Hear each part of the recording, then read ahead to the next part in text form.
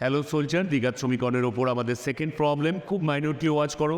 একমাত্র এই ধরনের প্রবলেম, জানিস বাবারা, এই ধরনের প্রবলেম বোর্ড এক্সামে আসবে।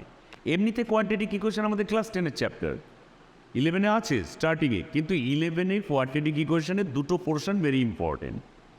কোনটা? একটা হচ্ছে কমপ্লেক্স নাম্বারের সঙ্গে যেটা কম্বিনেশন আছে, শ্রীধর আচার্য ইউজ করে আয়োটা দিয়ে যে অঙ্কগুলো করতে হয়, ওটা একটা ইম্পর্টেন্ট স্টেপ। আর একটা ইম্পর্টেন্ট স্টেপ হচ্ছে এক্সের ফর অল রিয়েল ভ্যালুস এই এক্সপ্রেশনটার ভ্যালু ইন বিটুইন দুটো ভ্যালুর মধ্যে থাকবে।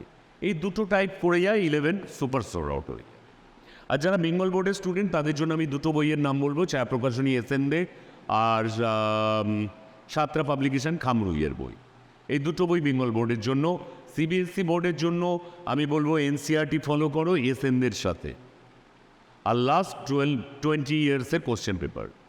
আইসিএসসি বোর্ডের জন্য তোমাদের আর.ডি. শর্মা আছে, এম.এল. আগরওয়াল আছে, আরও অনেক ভালো ভালো বই আছে, সেগুলোও ব্যবহার করতে পারো। তা সত্ত্বেও আমি তোমায় বলবো যে তুমি ছায়া প্রকাশনী এসএনদেটা ইউজ করতে পারো। যদি তুমি বাঙালি হও, এটা তোমার পক্ষে বেস্ট একটা ভালো সাপোর্ট সিস্টেম হবে। আর যদি তোমার কম্পিটিটিভ এক্সাম দেওয়ার থাকে জেইর জন্য, তাহলে তোমার জন্য আমি সাজেস্ট করব সেনগেজ পাবলিকেশন আর আরিহান পাবলিকেশনের পুরো ম্যাথমেটিক্সের সেট বুকগুলো। এছাড়াও তোমাদের আরও কোনো কোয়ারি থাকলে কমেন্ট বক্সে লিখে পাঠাবে, আমি যতটুকু জানি আমি উত্তর দেওয়ার চেষ্টা করব। বাচ্চারা দেখাও যে এক্সের সফল বাস্তব মানের জন্য এই রাশিটির মান 1-এর 7 ও 7-এর মধ্যে থাকবে। কি করে করব দেখো। প্রথমেই লিখছি লেট ধরি y equal to x square minus 3x plus 4 by x square plus 3x plus 4।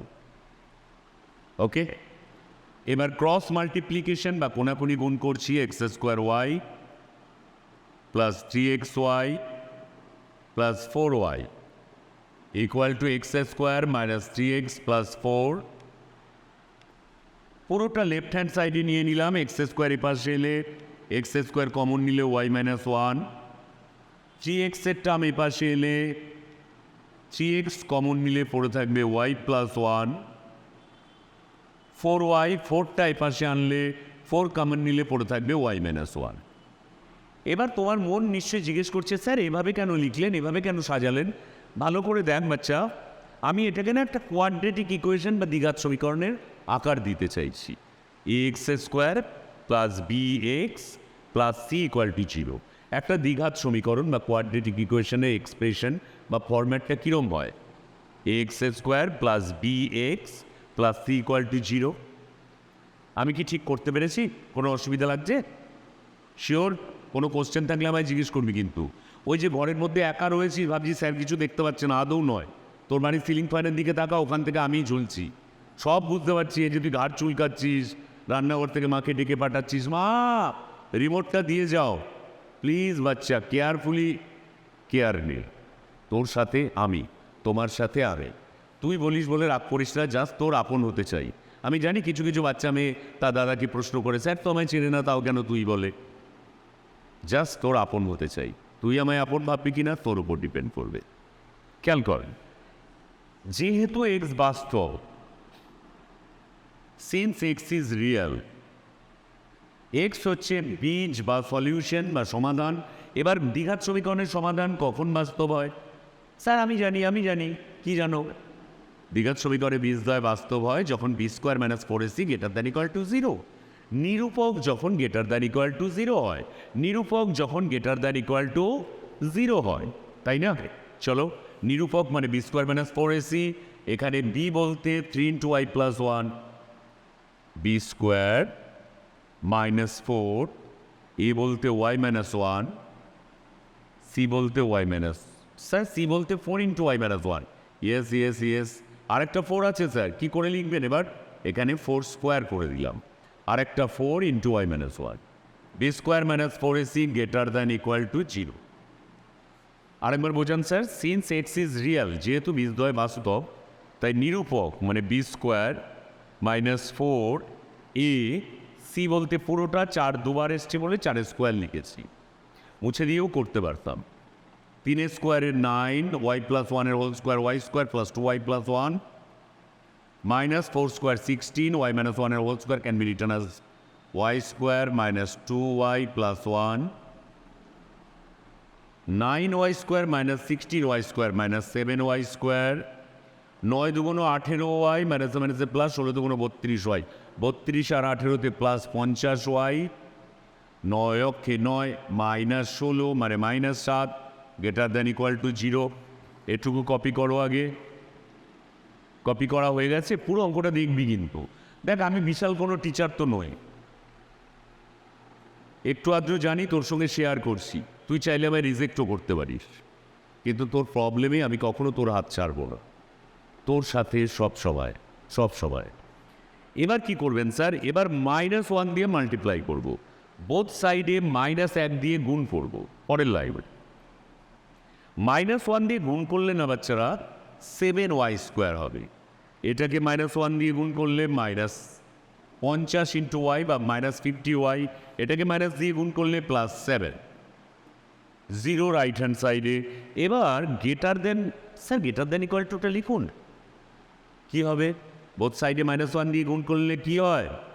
Greater দেনটা less than, R less দেনটা greater than হয়ে যায়, গ্রেটার দেনটা লেস দেন আর লেস দেনটা গ্রেটার দেন হয়ে যায়। এখানে গ্রেটার দেন আছে, তাহলে এটা কীরকম হয়ে যাবে? লেস দেন ইকুয়াল টু, তাই না? -1 দিয়ে গুণ করলে গ্রেটার দেন লেস দেন কেন হয়? চলো দেখানো যাক। 7 বড় না 5 বড়? 7 বড়, 7 গ্রেটার দেন 5, তাই তো বললি 7 গ্রেটার দেন 5। এবার -1 দিয়ে মাল্টিপ্লাই করলে এটা -7 -5, এবার বল তো কোনটা বড়? -5, তাই গ্রেটার দেনটা এবার এরম হয়ে যায়, অর্থাৎ এবার -5 গ্রেটার দেন -7 ছোট। সব সময় মনে রাখবে বোথ সাইডে -1 দিয়ে মাল্টিপ্লাই করলে greater than less than greater than হয়ে যায়। আর কখন হয়? যখন আমরা রেসিপ্রোকাল অর্থাৎ অন্যন্য করি, উল্টে দিই, তখনও গ্রেটার দেনটা লেস দেন আর লেস দেনটা গ্রেটার দেন হয়ে যায়। এবার আমরা কি করব? আমরা স্যার এবার কি করব ভুলে গেছি, ওটা মিডল কি বলে ওটাকে?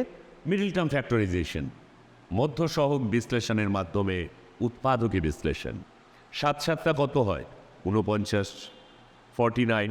তাহলে এটাকে কি লেখা যায়? 7y square minus 49y minus y plus 7 less than equal to 0। 7y common নিলাম, পড়ে রয়েছে y মাইনাস 7, -1 কমন নিলাম, পড়ে রইল y minus 7 less than equal to 0। y minus 7 common নিলাম, পড়ে রইল 7y minus 1 less than equal to. দেখো তো ঠিক করেছি, y মাইনাস 7 কমন নিলে 7y মাইনাস 1। এবার কি করবেন স্যার? কি করবো বলতো?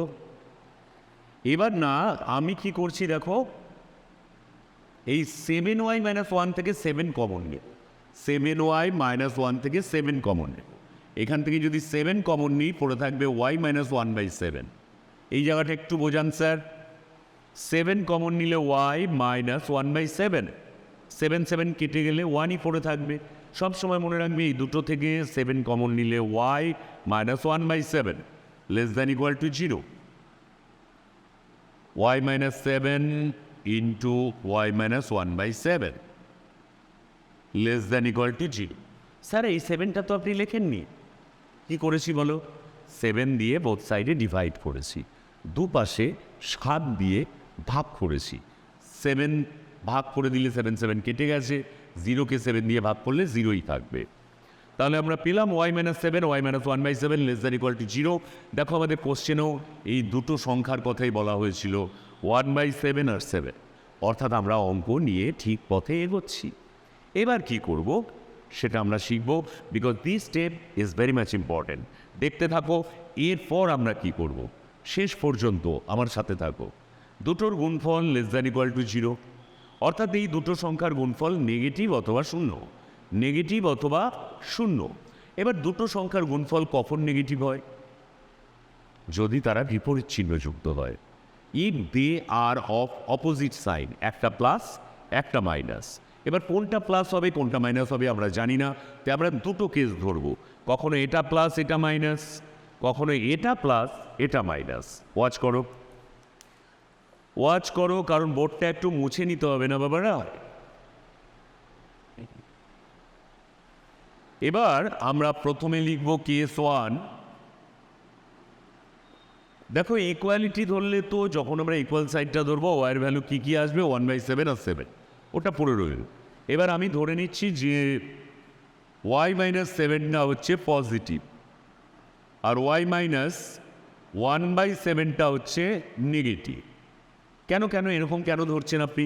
কারণ এই দুটো জিনিসের গুণফল আইদার 0 অথবা নেগেটিভ। ইকুয়াল টু 0 হলে তো ওয়াইয়ের ভ্যালু 7 আর 1/7 হবে, it is completely clear to you. আর দুটোর গুণফল লেস দ্যান 0 মানে নেগেটিভ তখনই হয় গুণফল যদি দুটো সংখ্যার চিহ্ন বিপরীত চিহ্ন যুক্ত হয়, অর্থাৎ একটা পজিটিভ আর একটা নেগেটিভ। আমি প্রথমে ধরলাম y-7টা পজিটিভ এবং y-1/7টা নেগেটিভ। এখান থেকে পাচ্ছি y greater than 7 and y<1/7। এবার একই রিলেশনের মধ্যে এটা কি পসিবল ডিয়ার? আমি একবার বলছি ওয়াইয়ের মান 7-এর থেকে বড়, তারপর বলছি এবং ওয়াইয়ের মান 1-7-এর থেকে ছোট। এটা কি সম্ভব? মনে করো আমি বললাম তুমি যে নাকি আমার ক্লাস এখন দেখছো, তোমার বয়স সাপোজ এখন 16 ইয়া 17। আমি একবার বললাম তোমার বয়স 16-র বেশি, আরেকবার বললাম তোমার বয়স 10-এর কম। যদি আমি অর দিয়ে বলি অথবা দিয়ে বলি তাহলে হতে পারে, দুটো আলাদা আলাদা ক্ষেত্রে আসতে পারে। কিন্তু একই সঙ্গে কি আমি বলতে পারি যে তোমার ধরো তুমি ঘরে বসে রয়েছো, একটি মেয়ে, তোমার নাম সঞ্জিতাকে আমি বললাম সঞ্জিতা তোমার বয়স 16-র বেশি, আবার বলছি সঞ্জিতা তোমার বয়স এবং 10-এর কম। কথাটা মিনিংলেস হয়ে যায়। অর্থাৎ ওয়াইয়ের মান একবার বলছি 7-এর বেশি আর একবার বলছি 7-এর কম। It is impossible, it's a contradiction. এটা সম্ভব নয়, ইট ইজ নট পসিবল। তাহলে আমরা এবার অন্য কেসটায় যাব, কেস 2। সেটাই কি করবেন? আমরা কি ধরেছি? দুটো জিনিসের গুণফল নেগেটিভ, একটা পজিটিভ একটা নেগেটিভ। আমি প্রথমে ধরেছি এটা পজিটিভ এটা নেগেটিভ, এবার উল্টোটা ধরছি, y-1/7টাকে ধরছি পজিটিভ অ্যান্ড y-7টাকে ধরছি নেগেটিভ। এই প্রথমটা থেকে পাচ্ছি ওয়াইয়ের ভ্যালু 1-7-এর থেকে বড়, দ্বিতীয়টা থেকে পাচ্ছি ওয়াইয়ের মান 7-এর থেকে ছোট। এটা হতে পারে যে ওয়াইয়ের মান 1-7-এর থেকে বড় আর 7-এর থেকে ছোট। তাহলে আমি কি লিখব? y greater than 1/7 less than 7। ওয়াইয়ের মান 1-7-এর থেকে বড় আর 7-এর থেকে ছোট। ওয়াইয়ের মান 1-7-এর থেকে বড় আর 7-এর থেকে ছোট। আর আমি প্রথমেই বলেছি এখানে ইকুয়ালিটি সাইন আছে, অর্থাৎ ওয়াইয়ের মান 1-7 আর 7-এর সমানও হবে, তাই এখানে আমি ইকুয়ালিটি সাইনটা ইউজ করতে পারি। তাহলে আমি কি পেলাম? ওয়াইয়ের মান 1-7 থেকে 7-এর মধ্যে থাকবে। আচ্ছা, এই ওয়াই বারবার উচ্চারণ করছি, আমি কাকে ওয়াই ধরে নিয়েছিলাম? আমি ওয়াই ধরে নিয়েছিলাম এই এক্সপ্রেশনটাই আমি কনসিডার করেছিলাম ওয়াই। আর দেখো আমি প্রমাণ করলাম ওয়াইয়ের মান সর্বদাই মানে সব সময় 1-7 ও 7-এর মধ্যে থাকবে। সেটাই তো প্রমাণ করেছে। 4টে নম্বর থাকবে, পারবি না তোরা? না পারলে আমার কষ্ট লাগবে, তোদের ব্যর্থতা নয়। মনে হবে আমি পড়াতে পারিনি। কমেন্ট বক্সে লিখে পাঠা, আবার বোঝাবো, আবার শেখাবো। Always with you my dear. Om শান্তি।